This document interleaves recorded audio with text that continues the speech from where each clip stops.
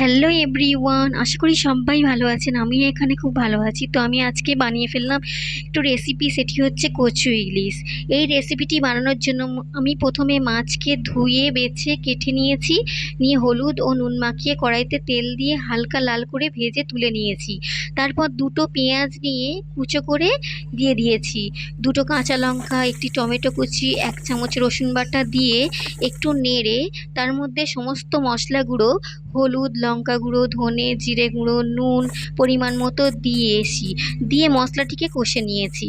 মশলা থেকে তেল সরে আসলে আলু লম্বা করে টুকরো করে নিয়েছিলাম, সেগুলোকে দিলাম। দিয়ে একটু কষে নিলাম, একটু সময় ধরে কষলাম। তারপরে জল শুকিয়ে গেলে তার মধ্যে একটু জল দিয়ে নেড়ে কচুর টুকরো দিয়ে দিলাম।